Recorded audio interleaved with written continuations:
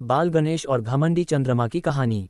हर किसी को मालूम है कि गणेश जी को मोदक और मिठाई कितनी पसंद है। शायद इसलिए भी वो किसी के भी निमंत्रण को स्वीकार कर लेते हैं और पेट के साथ ही मन भरकर मिठाई खाते हैं।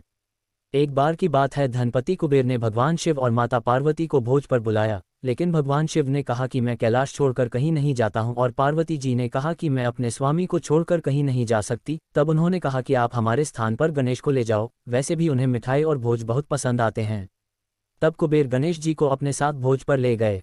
वहां उन्होंने मन भरकर मिठाई और मोदक खाए। वापस आते समय कुबेर ने उन्हें मिठाई का थाल देकर विदा किया। लौटने समय चंद्रमा की चांदनी में गणेश जी अपने चूहे पर बैठकर आ रहे थे, लेकिन ज्यादा खा लेने के कारण बड़ी ही मुश्किल से अपने आप को संभाल पा रहे थे। उसी समय अचानक चूहे का पैर किसी पत्थर से लगकर डगमगाने लगा। इससे गणेश जी चूहे के ऊपर से गिर गए और पेट ज्यादा भरा होने के कारण अपने आप को संभाल नहीं सके और मिठाइयां भी यहाँ वहां गिर गईं। ये सब चंद देव ऊपर से देख रहे थे। उन्होंने जैसे ही गणेश जी को गिरता देखा तो अपनी हंसी रोक नहीं पाए और उनका मजाक उड़ाते हुए बोले कि जब खुद को संभाल नहीं सकते तो इतना खाते क्यों हो। चंद्रमा की बात सुनकर गणेश जी को गुस्सा आ गया।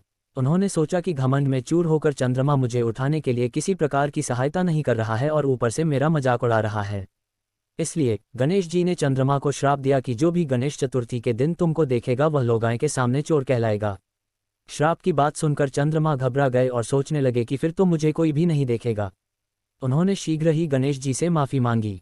कुछ देर बाद जब गणेश जी का गुस्सा शांत हुआ तब उन्होंने कहा कि मैं श्राप तो वापस नहीं ले सकता, लेकिन तुमको एक वरदान देता हूं कि अगर वही व्यक्ति अगली गणेश चतुर्थी को तुमको देखेगा तो उसके ऊपर से चाय होने का श्राप उतर जाएगा। तब जाकर चंद्रमा की जान में जान आई। इसके अलावा एक और कहानी सुनने में आती है कि गणेश जी ने चंद्रमा को उनका मजाक उड़ाने पर श्राप दिया था कि वह आज के बाद किसी को दिखाई नहीं देंगे।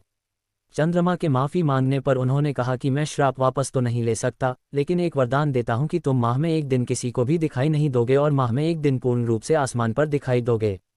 बस तभी से चंद्रमा पूर्णिमा के दिन पूरे दिखाई देते हैं और अमावस के दिन नजर नहीं आते।